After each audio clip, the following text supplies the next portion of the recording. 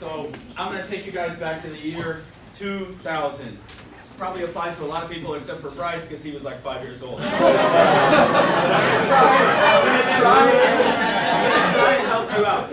So in the year 2000, I'm in the 8th grade in Olathe, Kansas, on the 8th grade boys B team for basketball. So I wasn't a stud, Jason. I was on the B team. So what that means is that we got to watch everybody play, all the parents cheering, and then us scrubs got to play afterwards. So, you know, 8th grade, I'm in the middle of America, so we were listening to Nelly, you know. Listen to it now. Can't say the rest because we're in church, but pass it to me now. So, you know, we're getting hyped. We're running this old gym. What's funny about this gym is that my mom was a cheerleader in this gym. So that's how old this school is, right? You're walking around on the wood floor, it's creaking, and I just saw my mom in like a cheerleading outfit, so that's awkward. But we're in here and we're getting hyped. We're getting ready to play. I'm pumped. My dad's in the stands like, that's my boy, that's my boy. So we're doing this drill, right?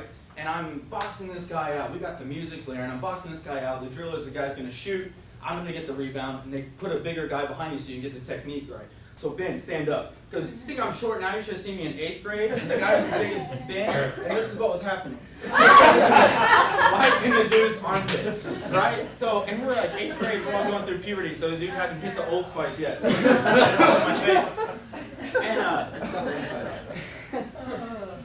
And, so I'm boxing this guy out. Ball comes off the rim, and one of my buddies comes by, and he's going through puberty too, so he's like, hey, Todd! So I look at him, and as soon as I look at him, bam! I get elbowed right in the middle of the forehead, and I'm knocked flat on my back, and I'm out cold. Wow. And I'm taken out of the game.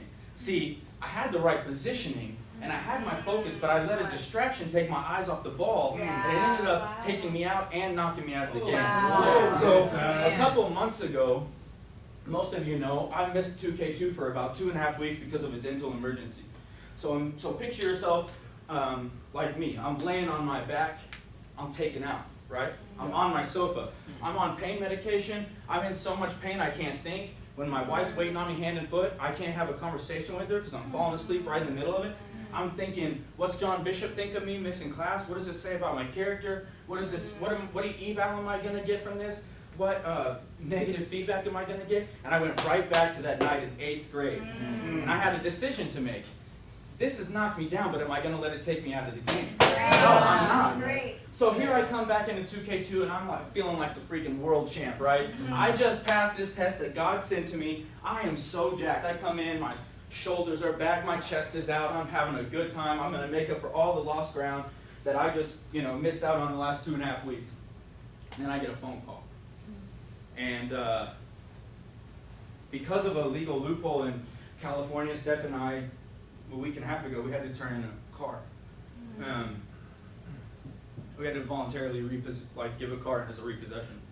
So here I am feeling like I'm a failure. Like I can't even provide for my wife. I can't, what does my wife think of me? This isn't my fault, but it reflects poorly on me. Right then, decision to make. Is this going to take me out? Because it's already knocked me down. It's already affected me. No, it's not going to. So what we all face is, we face all these distractions. Dom and Elise, when you got up here and talked about Elise losing her job, it was a distraction. It knocked you down, but you're here. You're positioned correctly. You're where God has called you guys to be. You're in the right position. It's not going to take you out of the game. David and Gina, all the stuff that you guys are going through right now, car, housing situation, everything like that. You came here from South Africa. You position yourself correctly. Your eyes are fixed on Jesus. So while those are setbacks, while those things took you out, they're not going to knock you out of the game. Every day we face these things that if we allow them to, these little distractions, whatever it might be the biggest thing, it might be the smallest thing. What we cannot let these things do is take us out of the game. Things are going to happen. We're going to get knocked down. We're going to get knocked down on our back sometimes. But at the end of the day, if we are in the right position, which we all are here, we follow the call of God on our lives to this place. If we keep our eyes fixed on Jesus, like Hebrews 12:2 says, keep your eyes fixed on Jesus, finish the race that's set out before us, we're going to be good. If we don't allow these distractions to knock us out. Keep our eyes fixed on Jesus. Yes. We will finish the race. Good man.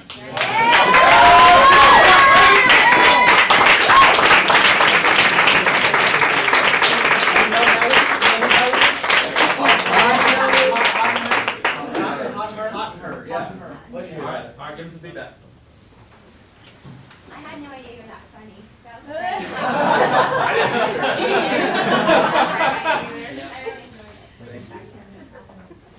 You're funny. Steph said that's smarter than she knew. Well, I believe my Thomas. I thought it was awesome. I thought you were vulnerable. You talked about a couple different scenarios that could have been bowling balls, but I felt like you opened it and closed it well both times, and I didn't feel like it was too much. The one thing I would have maybe wanted was, instead of saying these things, maybe calling them something like these struggles, these challenges, these, just putting it into that. Yeah. I thought you were very engaging, and even with how you describe the basketball gym, like the imagery you put in my head, just lured me in. And I thought you did an incredible job creating a picture. Yeah. And bringing people into the story, like talking about Dom, talking about David, like connecting people on that level, it engages them, and I think it engages the whole room. And so I thought that was really impressive. Shift, give me some feedback that's more constructive. Love the passion, but just a second, kind of just slow down there with your words a little bit, you know, like straight across. Just kind of just let things sit a little bit, time to breathe. Did you feel rushed when you looked up at some point? In the last 20 seconds, yeah. I didn't plan on getting emotional where I took a few extra 10 seconds, but It was good. I felt like you did a good job. Like, I was connected to what you were saying, but I felt like you could have maybe polished your points a little better so that I could actually like take those. I didn't feel like there was actually one statement I could have taken away from it, but more of an idea. And so with the statement, I could have walked away with that.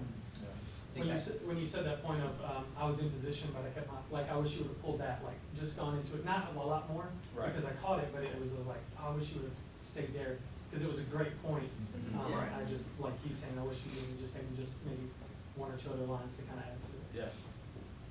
You needed one more part of the story. You needed, like, the next week where you went back and you had a second shot at it, and this time you stayed focused. And Pipsqueak boy started calling for the ball. Yeah. And you said, not this time. Yeah. My focus, I'm not getting taken out of the game again. You needed one more, because the point that you were making got kind of lost in the analogy. In the imagery, you're laying knocked out on the floor and got took out of the game, which you needed to say that to create the tension. But at the end, what your real story was that you can't let the moments where you get knocked out take you out of the game. And that was in conflict with the analogy. So the way that you have to do that sometimes is actually manipulate the circumstances a little bit, because the reality isn't really your friend. Reality really isn't your friend when you're trying to convey a vision or a point. Telling exactly the way that it went down only works if it just happens to work that way. Sometimes you need to rearrange the order of things. And so there was a game where you actually succeeded that came earlier in the season. Yeah. That game actually needs to happen after you got taken out. Okay, so move it. And it's not a lack of integrity. It's not dishonest. It's not even false to reality. You just don't tell it in such a way that it has to be the order has to be significant. You have to deliver the concept so that it works. Because your point is not to tell the story about basketball. Your point is to convey the idea. That's a spiritual idea. Makes sense? Yeah. So you needed that one more. Beyond that, I think that the pace and all of that, where we give you and anybody the benefit of the doubt is if you can come up and endear us to you that quickly and that concretely with the way that you told those stories and the way that we were laughing about your mom, the cheerleading outfit, and all of that stuff, making it specific, making it poignant, making it powerful. If you can endear us to you, we will forgive 1,000 mistakes over the course of 5 minutes. And I thought you did this extremely well as also Ben. The way you got up here and kind of, engaged with us, and not that others didn't, but as I'm sitting here looking at you nod, like, I feel like you did really well with that, endearing us to you. So that was it. That was the one thing needed that next thing to shift into. So good job. Cool.